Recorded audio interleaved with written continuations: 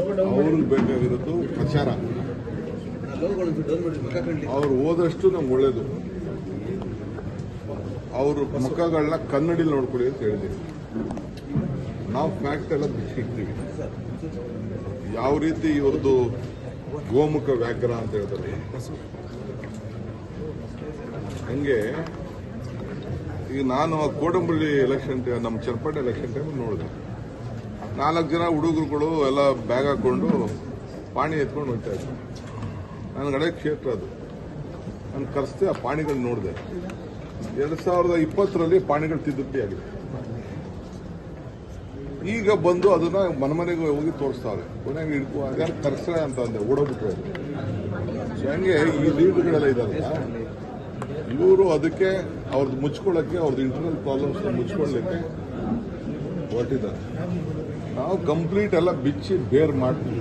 ಜನ ಅವ್ರನ್ನ ತೋರಿಸಿದ್ದಾರೆ, ಬೇರೆ ಸ್ಟ್ಯಾಂಡ್ ಅಂತ ತೋರಿಸಿದ್ದಾರೆ. ಏನ್ ಪ್ರಚಾರ, ಏನ್ ಅಯ್ಯೋ ಎಲ್ಲ ಕಂಪ್ಲೀಟ್ ಇಡೀ ಜಿಲ್ಲೆಗೆ ಹೋಗೋದು, ಮಾಡೋದು, ಧರಣ ಕೂತ್ಕೊಳ್ಳೋದೆಲ್ಲ ಮಾಡಿದ್ರು.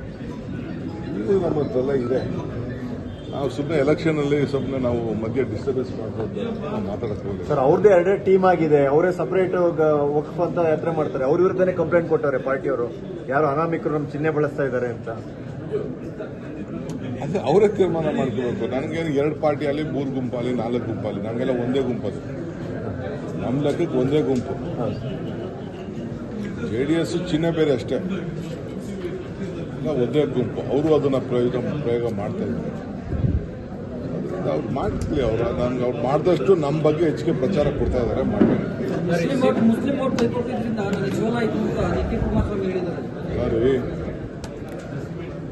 ಕುಮಾರಸ್ವಾಮಿಗೆ ಪಾಪ ಜನ ವೋಟ್ ಹಾಕಿದ್ರು. ಈ ಬಿಜೆಪಿ ಜೊತೆ ಹೋಗಿ ಹಿಂದೆ ಮುಸ್ಲಿಂ ವೋಟ್ರಿಗೆ ಎದುರಿಸಿದ್ದು ಕುಮಾರಸ್ವಾಮಿ ಅವರಿಗೆ. ಮುಸ್ಲಿಂ ಹೆಂಗ್ ವೋಟ್ ಹಾಕ್ತಾರೆ ಪಾಪ ಅವ್ರು ನಂಬ್ಕೊಂಡೇ ಇಲ್ಲ ಮುಸ್ಲಿಮ್ಸ್ನ. ಯಾರು NDA ಯಾಕೆ ವೋಟ್ ಹಾಕ್ತಾರೆ ಅವರು?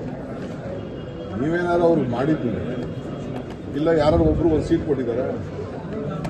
NDA ಯಾರಿಗಾರು ಒಬ್ಬ ಸೀಟ್ ಕೊಟ್ಟಿದ್ದಾರೆ, ಒಂದು ಮಂತ್ರಿ ಮಾಡಿದ್ದಾರೆ, ಅವ್ರಿಗೇನಾದ್ರು ಕಾರ್ಯಕ್ರಮ ಕೊಟ್ಟಿದ್ದಾರೆ? ಅಲ್ಲರಿ, ಅವ್ರ ರಿಸರ್ವೇಷನ್ನೇ ಕಿತ್ತಾಕ್ಬಿಟ್ರಿ.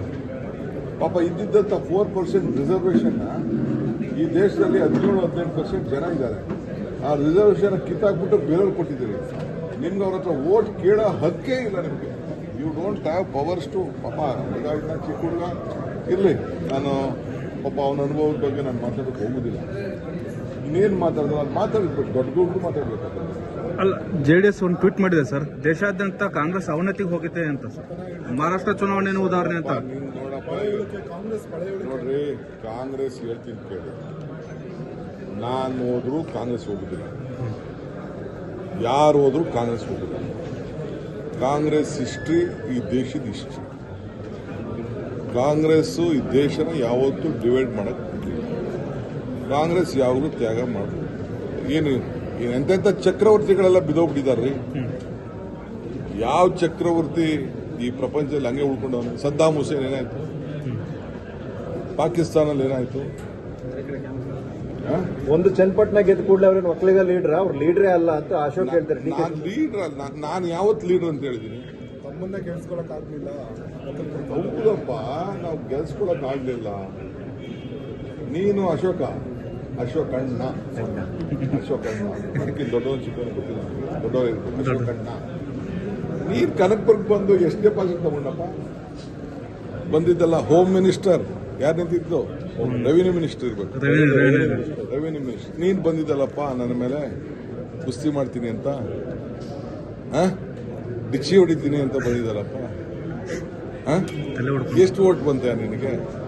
ಸುಮ್ಮನೆ ಯಾಕೆ ಇವೆಲ್ಲ ಮಾತಾಡ್ತೀನಿ? ಆಯ್ತಪ್ಪ, ನನ್ನ ತಮ್ಮ ಅಂತೂ ಸೋತಿರೋದು ನಿಜ. ನನ್ನ ತಮ್ಮ ಸೋತಿರೋದು ನಿಜ. ಆ ಸೋತದ ಕೊಂಡಿಗಳು ಒಂದೊಂದೇ ಕಳ್ಕೋತಾ ಇದ್ದ.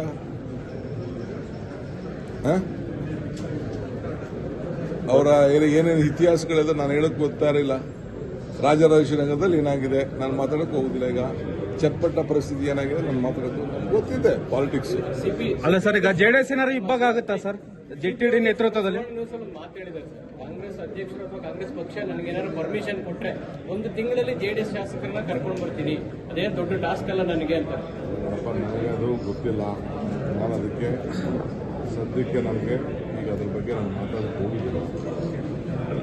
ಜಿಟಿಡಿ ಅವ್ರ ನೇತೃತ್ವದಲ್ಲಿ ಏನಾದರೂ ಆಪರೇಷನ್ ಜಿಟಿಡಿ ನೇತೃತ್ವದಲ್ಲಿ ಆಪರೇಷನ್ ನಡೀತಾ ಇದೆ. ಇಬ್ರಾಹಿಂ ಕೂಡ ಹೇಳಿದ್ದಾರೆ sir.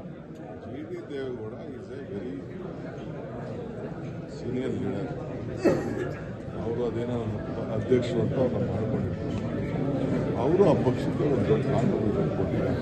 Growth of Janata Dal contribution ಕೊಟ್ಟಿದ್ದಾರೆ.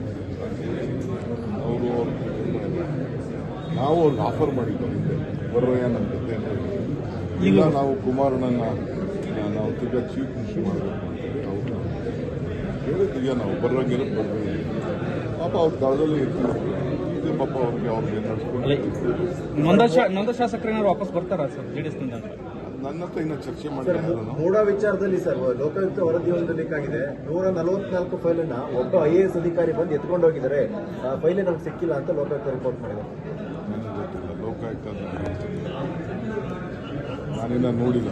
ಎಲ್ಲಿ ಬಂದಿದೆ? ಎಲ್ಲಿ ಪೇಪರ್ ಇದೆಯಾ? ಹೌದು ಸರ್, ಲೋಕಾಯುಕ್ತ ಅವ್ರದ್ದೆಲ್ಲ ಸರ್ಚ್ ವಾರೆಂಟ್ ಮೇಲೆ ಫೈಲ್ಗಳು ಎತ್ಕೊಂಡು ಹೋಗಿದ್ದಾರೆ. ಸರ್ಚ್ ವಾರೆಂಟ್ ತಗೊಂಡ್ಮೇಲೆ ಫೈಲ್ಗಳು ಎತ್ಕೊಂಡು ಹೋಗಿದ್ದಾರೆ. ಹೆಂಗೆ ಎತ್ಕೊಂಡು ಹೋಗಕ್ಕಾಗ್ತದೆ? ಐ ಡೋಂಟ್ ಆಫೀಸಲ್ಲೇ ಇರ್ತಾರೆ, ಇಲ್ಲಾಂದ್ರೆ ಸರ್ಕಾರದ ಹತ್ರ ಬಂದು ಯಾರಾದ್ರು ತೋರಿಸಿರ್ತಾರೆ. ಬಿಟ್ಟರೆ ಯಾರಾದ್ರೆಲ್ಲ ಎತ್ಕೊಂಡು ಹೋಗೋದು ಅದ್ರಲ್ಲಿ ಲೆಕ್ಕಾಚಾರ ಇರ್ತದೆ. ಒಂದೊಂದು ಫೈಲ್ ಮೂಮೆಂಟು ಲೆಕ್ಕಾಚಾರ ಇರ್ತದೆ. ನನಗೆ ಗೊತ್ತಿದ್ದೇನೆ. ಐ ಡೋಂಟ್ ಥಿಂಕ್ ಅರ್ಥ ತಪ್ಪೇನೋ ಆಗಬೇಕಾಗಿದೆ. Okay sir, thank you sir. ಉತ್ತಮ ಗುಣಮಟ್ಟದ ಅಡುಗೆ ಸಾಮಗ್ರಿಗಳನ್ನ ಖರೀದಿಸಬೇಕಾ? ಎಲ್ಲ ರೀತಿಯ ಅಡುಗೆ ಸಾಮಗ್ರಿಗಳನ್ನ ಹೋಲ್ಸೇಲ್ ದರದಲ್ಲಿ ಕೊಂಡುಕೊಳ್ಳಿ, ವಿಶೇಷ ಉಡುಗೊರೆಗಳನ್ನ ಪಡೆಯಿರಿ. ಎಲ್ಲ ಶುಭ ಸಮಾರಂಭಗಳ ಅಡುಗೆಗೆ ಬೇಕಾದ ಎಲ್ಲ ರೀತಿಯ ಗುಣಮಟ್ಟದ ಅಡುಗೆ ಸಾಮಗ್ರಿಗಳು ನಮ್ಮಲ್ಲಿ ಲಭ್ಯ. ಅಕ್ಕಿ, ಅಡುಗೆ ಎಣ್ಣೆ, ಬೇಳೆ, ಗೋಧಿ, ಡ್ರೈ ಫ್ರೂಟ್ಸ್, ಇನ್ನು 10 ಹಲವು ರೀತಿಯ ದಿನಬಳಕೆ ವಸ್ತುಗಳು ಹೋಲ್ಸೇಲ್ ದರದಲ್ಲಿ ದೊರೆಯುತ್ತೆ. 1,000 ರೂಪಾಯಿ ವಸ್ತುಗಳನ್ನ ಖರೀದಿಸಿದ್ರೆ ಹೋಮ್ ಡೆಲಿವರಿ ಉಚಿತ. ಮತ್ಯಾಕೆ ತಡ? ಇಂದೇ ಭೇಟಿ ನೀಡಿ. ತೇಜಸ್ವಿನಿ ಟ್ರೇಡರ್ಸ್, ಗುಣಮಟ್ಟದ ದಿನಸಿ ಪದಾರ್ಥಗಳ ಮಳಿಗೆ. ಸ್ಥಳ ವಾಸವಿ ಟೆಂಪಲ್ ಹತ್ತಿರ, ಸಂತೆಬೀದಿ ರಸ್ತೆ, ದಾಬಸ್ಪೇಟೆ. ಹೆಚ್ಚಿನ ಮಾಹಿತಿಗಾಗಿ ಸಂಪರ್ಕಿಸಿ 9901468568 ಮತ್ತು 8904054710.